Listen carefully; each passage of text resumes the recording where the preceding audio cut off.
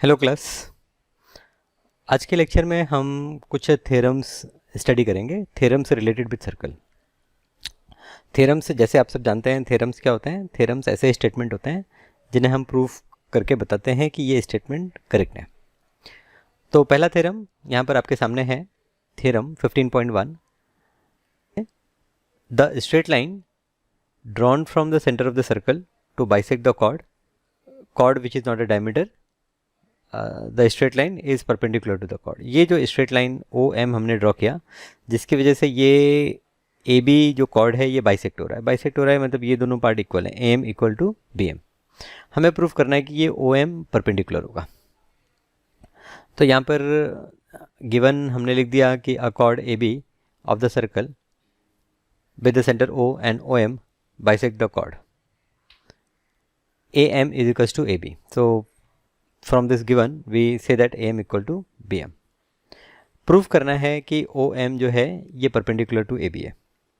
अब इसे प्रूफ करने के लिए हम क्या करते हैं, हम OA और OB को ज्वाइन कर लेते हैं। तो OA और OB को ज्वाइन करने से हमें दो ट्रायंगल मिलेंगे। एक ट्रायंगल होगा OAM, एक ट्रायंगल ये आपका मिल गया OAM, और एक ट्रायंगल होगा आपका OBM। अब ये दो ट्रायंगल अगर हम देखें तो ये दो ट्रायंगल में OM दोनों ट्रायंगल में कॉमन है, OA OB ये रेडियस है इसलिए इक्वल है, और AM इक्वल टू BM ये हमको प्रॉब्लम में गिवन है, दिया हुआ है।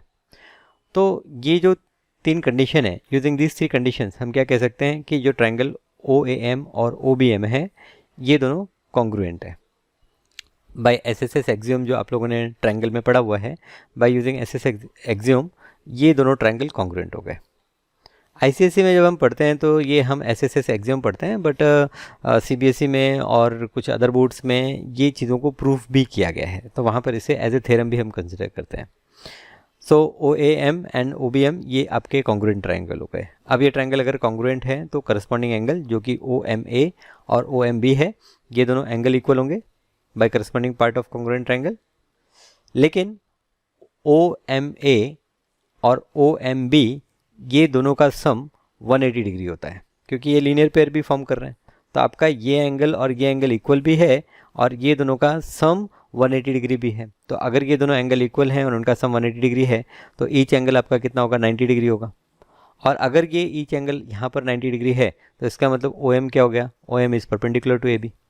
तो ये आपने प्रूफ कर दिया, ठीक है। तो थ्योरम नंबर 15.1 आपको क्लियर है। यहाँ पर ये मैं सारी चीज़ें पहले से ही मैंने रखी हुई आपके सामने, जिससे कि हमारा ज़्यादा समय इसमें ना जाए। लेकिन आपको इसे सिर्फ देखना ही नहीं है, आपको इसे प्रूव करना है। तो आपने ये थ्योरम देखा, समझा, तो आपको यहाँ पर वीडियो पॉज करना है और पॉज करके ये जो स्टेटमेंट दिया है, यूजिंग दिस स्टेटमेंट ये सारी चीज़ें आपको प्रूव करनी है।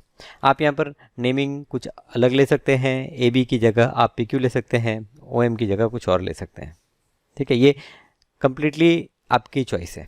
तो ये पहला थ्योरम था, आपको समझ में आया होगा। अब यहाँ पर सर्कल में थ्योरम्स हम कर रहे हैं, तो अगर आपको ट्रायंगल कॉन्ग्रुएंस ऑफ ट्रायंगल में अगर कोई डाउट है, आपको वो चीज़ें रिवाइज़ करनी है, तो पहले आप रिवाइज़ करिए फिर यहाँ पर आइए, क्योंकि यहाँ पर हम देखेंगे बहुत सारे जो थ्योरम होंगे वो हम सिर्फ कॉन्ग्रुएंसी ऑफ ट्रायंगल की हेल्प से प्रूफ करेंगे, ठीक है। चलिए नेक्स्ट थ्योरम पे जाते हैं। नेक्स्ट थ्योरम यहाँ पर है आपका कन्वर्स ऑफ थ्योरम 15.1, कन्वर्स। तो अब कन्वर्स क्या, जैसे हमने 15.1 थ्योरम में क्या देखा कि अगर सर्कल के सेंटर से हम कॉर्ड को बाइसेक्ट करते हैं, एक स्ट्रेट लाइन ड्रॉ करते हैं सर्कल के सेंटर से जो कॉर्ड को बाइसेक्ट कर रही है, तो वो जो स्ट्रेट लाइन होगी वो क्या होगी, कॉर्ड पर परपेंडिकुलर होगी। तो अब इसका कन्वर्स कुछ इस तरह से होगा कि अगर हमने सर्कल के सेंटर से परपेंडिकुलर ड्रॉ किया किसी कॉर्ड पर, तो वो कॉर्ड क्या करेगा, वो कॉर्ड को बाइसेक्ट करेगा। अगेन अगर सर्कल के सेंटर से हमने किसी कॉर्ड पर परपेंडिकुलर ड्रॉ किया तो वो परपेंडिकुलर कॉर्ड को बाइसेक्ट करेगा। तो यहाँ पर the perpendicular to the chord from the centre of circle bisect the chord. Again given है आपको कि कॉर्ड AB ये गिवन है, सेंटर O है, और OM perpendicular to AB given है। तो ये सारी चीज़ें आपको गिवन है। अब हमें प्रूफ करना है कि AM और BM इक्वल होंगे। फिर वही हम करते हैं, OA और OB को हमने ज्वाइन किया। Again we have two triangle, एक ट्रायंगल है OMA और एक ट्रायंगल है OMB। अब ये दो ट्रायंगल में अगर हम देखें तो ये दो ट्रायंगल में जो हाइपोटेनस ओ ए है और ये जो हाइपोटेनस ओ बी है, ये दोनों हाइपोटेनस इक्वल हैं। ये राइट एंगल ट्रायंगल है, यहाँ पर ये भी राइट एंगल ट्रायंगल है, तो राइट एंगल ट्रायंगल में हाइपोटेनस इक्वल, और आप देखेंगे ओ एम साइड जो है वो कॉमन साइड है, तो O M side equal to O M side, ये कॉमन साइड है। तो अगेन हम कह सकते हैं कि ट्रायंगल ओ ए एम या O M A and triangle O M B, they are congruent. अब यहाँ पर कॉन्ग्रुएंसी की कौन सी क्राइटेरिया हम यूज़ कर रहे हैं? RHS क्राइटेरिया यूज़ कर रहे हैं। RHS क्राइटेरिया अगर आपको याद है तो दो राइट एंगल ट्रायंगल अगर हैं और दोनों के हाइपोटेनस सेम है और कोई एक पेयर ऑफ साइड सेम है तो वो दोनों triangle by RHS criteria congruent होंगे। अब अगर दोनों ट्रायंगल कॉन्ग्रुएंट है तो उनके करस्पॉन्डिंग साइड भी इक्वल होंगे, तो आप लिख सकते हैं AM equal to BM by CPCT।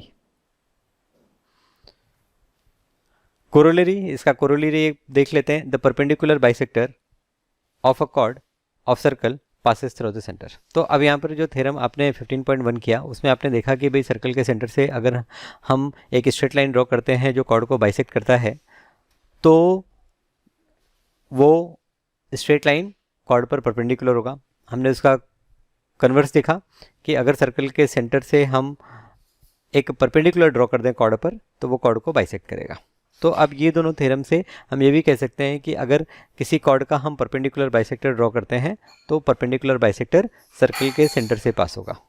Again अगर किसी कॉर्ड का हम परपेंडिकुलर बाइसेक्टर ड्रॉ करते हैं इन ए सर्कल, अगर हम कॉर्ड पर परपेंडिकुलर बाइसेक्टर ड्रॉ करते हैं तो वो परपेंडिकुलर बाइसेक्टर सेंटर से पास होगा। यूजिंग दीज टू थ्योरम्स हम उसे प्रूफ भी कर सकते हैं। चलिए नेक्स्ट थ्योरम की तरफ बढ़ते हैं। Theorem 15.3, one and only one circle can be drawn through 3 non collinear point. अब इसका क्या मतलब हो गया कि अगर हमें कोई 3 नॉन कोलिनियर पॉइंट दिए हैं, इस तरह से कोई 3 नॉन कोलिनियर पॉइंट दिए हैं, तो ये जो 3 नॉन कोलिनियर पॉइंट है इससे हम सिर्फ और सिर्फ एक सर्कल ड्रॉ कर सकते हैं जो तीनों पॉइंट से पास हो। तो तीनों पॉइंट से पास होने वाला एक और एक सर्कल होगा। तो अगर 3 पॉइंट नॉन कोलिनियर पॉइंट है तो उनसे पास होने वाला एक सर्कल होगा। गिवन 3 नॉन कोलिनियर पॉइंट, अब यहाँ पर A B C ये हमने 3 नॉन कोलिनियर पॉइंट ले लिए। हमें प्रूफ करना है कि one and only one circle can be drawn passing through the point A B and C। अब यहाँ पर हमने इसके पहले कोरोलरी में पढ़ा था कि अगर हम AB का परपेंडिकुलर बाइसेक्टर ड्रॉ करें तो वो परपेंडिकुलर बाइसेक्टर सेंटर से पास होगा। तो यहाँ पर कॉर्ड AB और कॉर्ड BC ये दो कॉर्ड हम ले लेते हैं और दोनों ही कॉर्ड के परपेंडिकुलर बाइसेक्टर ड्रॉ कर देते हैं। तो जब आप ऐसा करेंगे, कॉर्ड AB का परपेंडिकुलर बाइसेक्टर ड्रॉ करेंगे और कॉर्ड BC का परपेंडिकुलर बाइसेक्टर ड्रॉ करेंगे तो ये दोनों ही परपेंडिकुलर एक पर्टिकुलर पॉइंट पर मीट करेंगे। मान लेते हैं ये पॉइंट O है।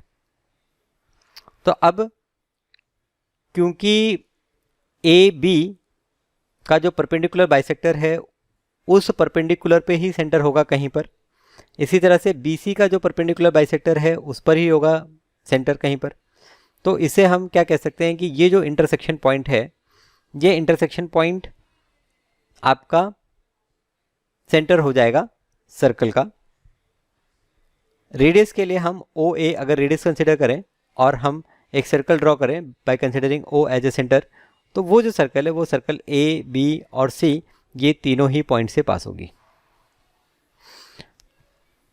एक थ्योरम ये भी है कि अगर हम किसी कॉर्ड पर परपेंडिकुलर बाइसेक्टर ड्रॉ करते हैं तो वो कॉर्ड पे जो भी पॉइंट होंगे सारे पॉइंट एंड पॉइंट से इक्वल डिस्टेंस पे होंगे। तो जैसे हमने AB का ये परपेंडिकुलर बाइसेक्टर ड्रॉ किया तो इस परपेंडिकुलर बाइसेक्टर पे अगर मैं कहीं कोई पॉइंट ले लूँ, जैसे ये पॉइंट O ले लिया, तो O का डिस्टेंस A से और B से सेम होगा। इसी तरह से O BC के परपेंडिकुलर बाइसेक्टर पे भी है तो इसका डिस्टेंस B से जितना है उतना ही C से भी होगा। तो अगेन इस तरह से भी हम ये प्रूफ कर सकते हैं कि OA, OB और OC लेंथ इक्वल है। तो अगर हम एक सर्कल ड्रॉ करें by considering OA as radius, तो ये जो सर्कल होगा ये सर्कल A, B और C ये तीनों ही पॉइंट से पास होगा। अब क्योंकि परपेंडिकुलर बाइसेक्टर जब आप दो सेगमेंट का ड्रॉ कर रहे हैं तो वो एक ही पॉइंट पर मीट कर सकते हैं, मैक्सिमम एक पॉइंट, एक से ज़्यादा पॉइंट पे तो मीट करेंगे नहीं। तो अगर वो एक ही पॉइंट पे मीट कर सकते हैं तो इसका मतलब ये है कि हम सिर्फ और सिर्फ एक सर्कल ही ड्रॉ कर सकते हैं। चलिए यहाँ पर देखें कि इन्होंने कैसे प्रूफ किया है। Proof one and only one circle can be drawn passing through the point A B and C. तो यहाँ पर हमने कंस्ट्रक्शन किया, ए बी ज्वाइन किया और बी सी ज्वाइन किया। फिर ये करने के बाद हमने ए बी का परपेंडिकुलर बाइसेक्टर ड्रॉ किया और बी सी का परपेंडिकुलर बाइसेक्टर किया जो ओ पर मीट करते हैं। फिर हमने ओ A, O B and O सी को ज्वाइन कर लिया। अभी हमें प्रूफ करना है कि ये जो ओ है it lies on the perpendicular bisector of क्या किया इन्होंने, draw perpendicular bisector of A B and B C intersecting each other at point O, join O A, O B and O C, O lies on the perpendicular bisector of A B. तो ये proof में, ये कोई proof क्या proof करना है वो तो यहाँ पर हमने देख लिया है, ये प्रूफ है। हाँ जी बराबर। ओ कहाँ पर लाई कर रहा है, it is lying on the perpendicular bisector of A B, सही बात है। तो अगर O lies on the perpendicular bisector of A B then we can say that O A is equal to O B. जैसे कि मैंने आपसे बताया कि कॉर्ड पर अगर परपेंडिकुलर बाइसेक्टर ड्रॉ करते हैं तो परपेंडिकुलर बाइसेक्टर के हर पॉइंट एंड पॉइंट से इक्वल डिस्टेंस पे होते हैं, तो ओ A equal to O B. इसी तरह से आप देखेंगे कि ओ जो है, ओ पॉइंट, ये बी सी के परपेंडिकुलर बाइसेक्टर पर भी है। तो O lies on the perpendicular bisector of B C also. तो इस हिसाब से ओ बी और ओ सी भी इक्वल हो गए। जिस तरह से O A and O B equal है उसी तरह से ओ बी और ओ सी भी इक्वल है। तो यहाँ पर हम कह सकते हैं O A equal to O B equal to O C, all these three segments are equal. Now as all these three segments are equal we can say that O is at equal distance from A B and C. So as O is at equal distance from A B and C, अगर हम ओ को centre consider करें और ओ ए को radius consider करें और एक circle draw करें तो that circle will also pass through B and C. So one circle can be drawn taking O as a center and OA as a radius. Two lines intersect each other at only one point. So therefore a perpendicular bisector of AB and AC intersect each other at only one point O. So therefore there is only one circle passing through point AB and C.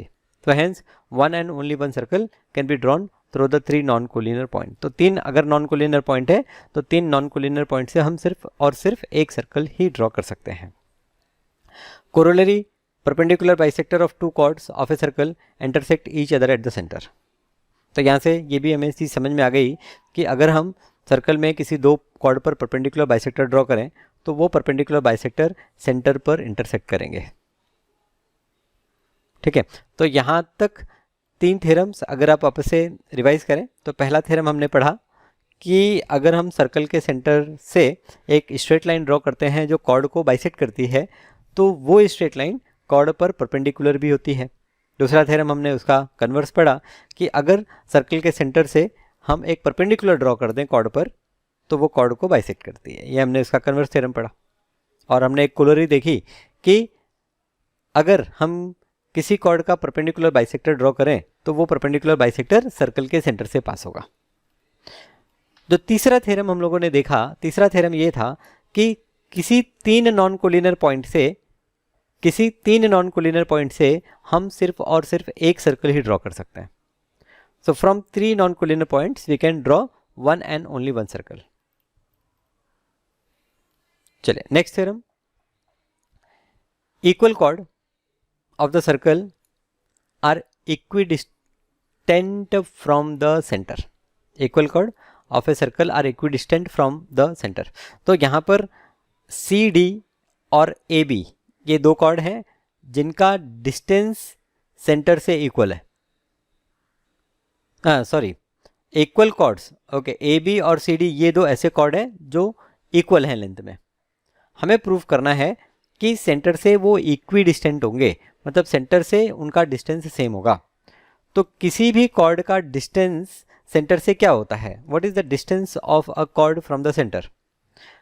Centre से अगर हम chord पर perpendicular draw करें, if you draw a perpendicular from the centre to the chord, then वो जो perpendicular हम draw करते हैं उसे ही हम क्या कहते हैं, distance of chord from centre.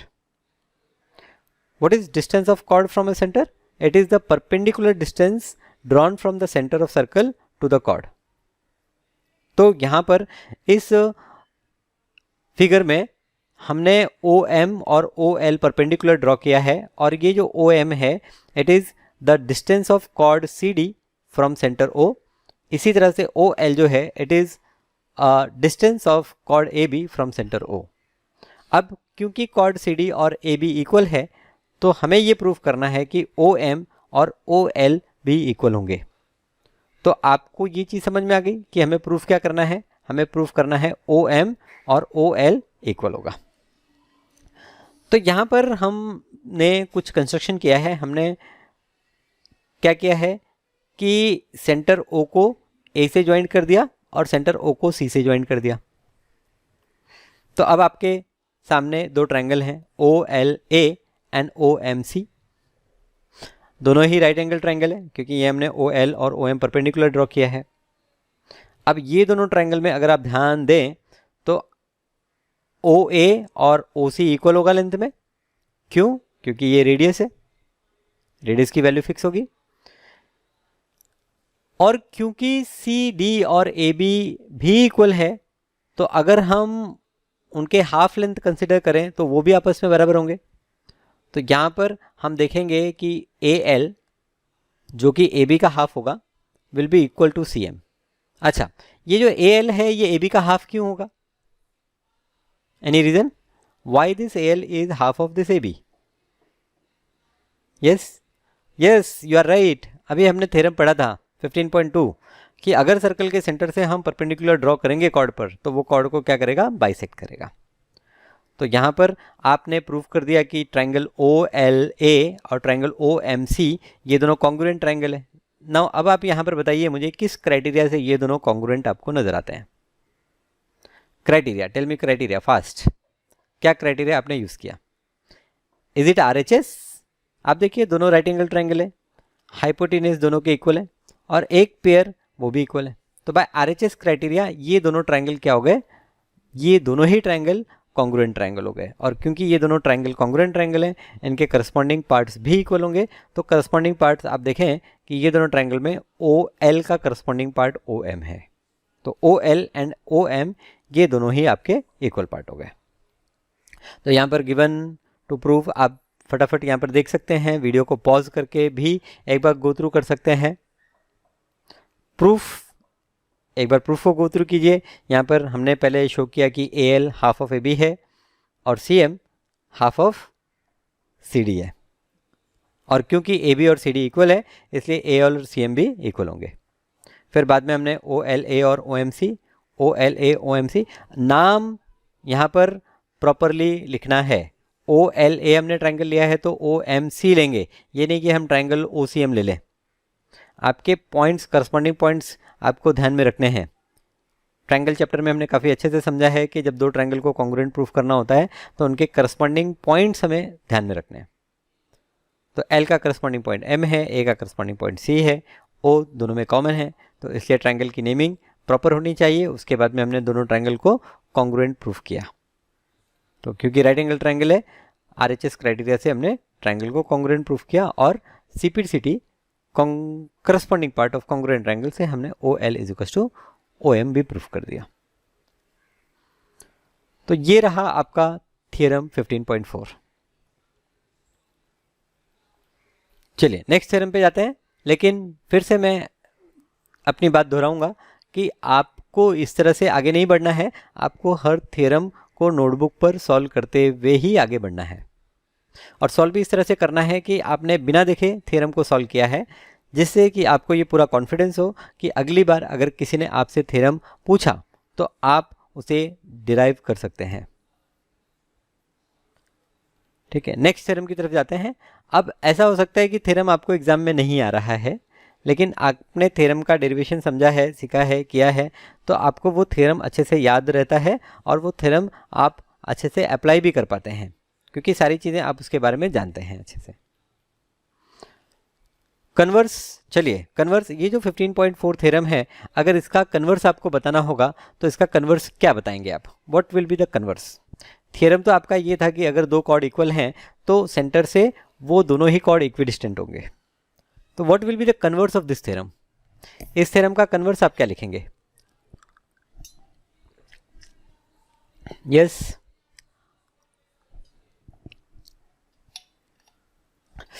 क्या हम कन्वर्स ऐसा कह सकते हैं कि अगर दो कॉर्ड सर्कल के सेंटर से इक्वी डिस्टेंट है तो वो दोनों ही कॉर्ड इक्वल होंगे लेंथ में?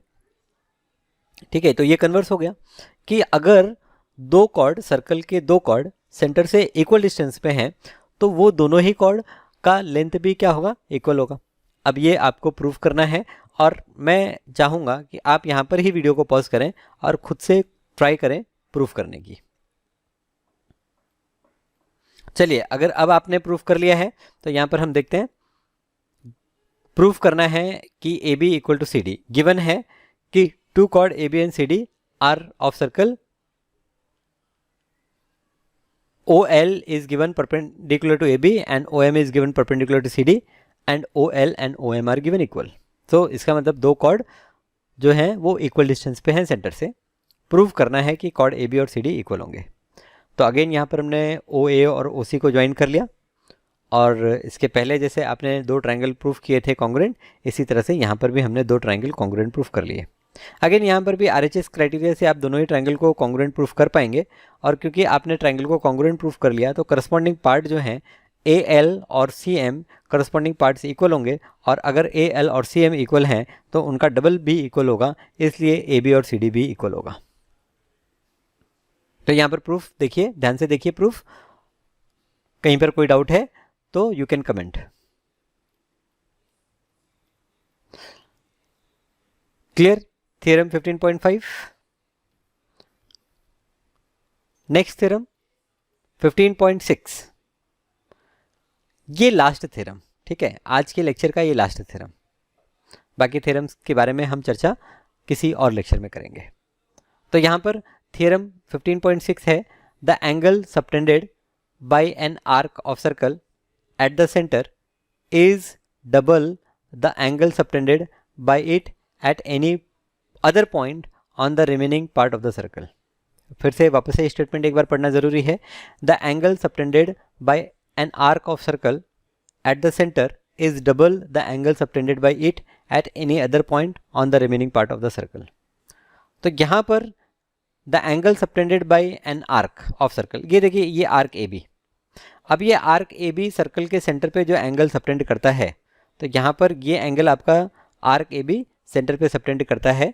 थ्योरम ये कह रहा है कि आर्क ए बी सेंटर पे जो एंगल सबटेंड करेगा वो एंगल डबल होगा, वो एंगल डबल होगा to the angle which this arc subtend at any other point on the circle. देखिए एंगल ACB, ये जो एक एंगल है, this is angle subtended by arc AB at any point on the circle and angle AOB जो है it is angle subtended by the same arc AB at the centre of the circle. तो circle में कोई arc centre पे जो angle subtend करता है वो हमेशा डबल होता है, वो हमेशा डबल होता है उस एंगल के जो वह आर्क सर्कल के किसी और पॉइंट पर सबटेंड करता है। तो आपका आर्क सर्कल पे जो एंगल बना रहा है उसका डबल एंगल वो हमेशा कहाँ पर बनाएगा? उसका डबल एंगल वो हमेशा सर्कल के सेंटर पे बनाएगा। तो यहाँ पर given a circle with centre O and arc AB which subtend angle AOB eight the centre and angle ACB eight any other point C on the remaining part of the circle. हमें proof करना है कि angle AOB जो है वो double है angle ACB के। Construction, यहाँ पर हमने कंस्ट्रक्शन में क्या किया? हमने CO को ज्वाइन कर दिया और एक्सटेंड किया। तो join CO and produce it to point P। CO को ज्वाइन करते हुए हमने आगे बढ़ा दिया up to point P, right. अब प्रूफ में आते हैं हम। In triangle AOC, in triangle AOC, ये ट्रायंगल ले लीजिए आप, triangle AOC। In triangle AOC OA is equal to OC, ठीक है। इन ट्रायंगल AOC आपका ये और ये इक्वल है, क्यों? रेडियस है, ठीक है। तो अगर ये दो साइड इक्वल है तो उनके जो अपोजिट एंगल होंगे दैट इज एंगल OAC, ये वाला एंगल, और एंगल ACO, ये वाला एंगल, ये भी इक्वल होंगे। आइसोसेलेस ट्रायंगल थ्योरम, याद है आपको आइसोसेलेस ट्रायंगल थ्योरम? किसी भी ट्रायंगल के अगर दो साइड इक्वल होते हैं तो उनके अपोजिट एंगल भी इक्वल होते हैं।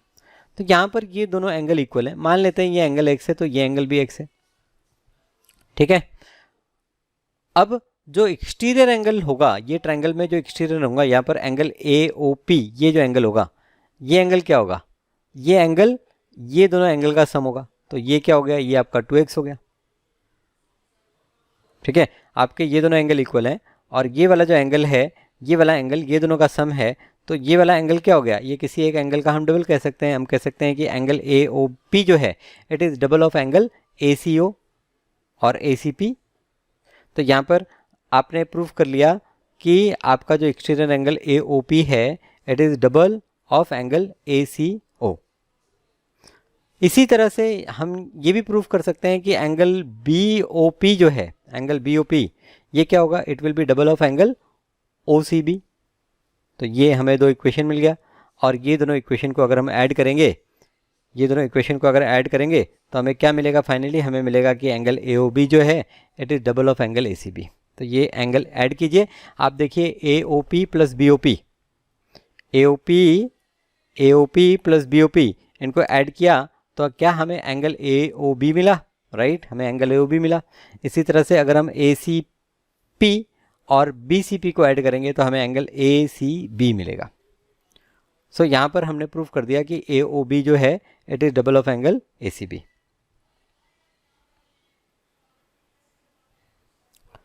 ओके, अच्छा यहाँ पर एक और फिगर हम ले सकते हैं। यहाँ पर मैंने नहीं लिया, यहाँ पर जैसे यहाँ पर मैंने एक माइनर आर्क कंसिडर किया हुआ है, इसी तरह से हम मेजर आर्क यूज़ करके भी शो कर सकते हैं। तो क्योंकि एक से हमने शो कर दिया वो सबके लिए एप्लीकेबल होगा, तो यहाँ पर ये पार्ट मैं कट कर देता हूँ। आप टेक्स्ट बुक में देखकर वो जो दूसरा पार्ट है उसको भी यूज़ कर सकते हैं। तो चीज़ें कॉम्प्लिकेटेड ना हो, चीज़ें ज़्यादा डिफ़िकल्ट ना हो, इसलिए मैंने सिर्फ और सिर्फ एक्यूट एंगल को यूज़ किया है, ठीक है। तो थ्योरम 15.6 यहाँ पर हम लेक्चर को समाप्त करते हैं। आई होप आपको सारे थ्योरम्स समझ में आए हैं। एक बार फिर से आप ये सारे थ्योरम्स को गो थ्रू करना, और अगर आपने इसके पहले वाले लेक्चर को गो थ्रू नहीं किया है तो उसे भी अच्छे से कर लेना।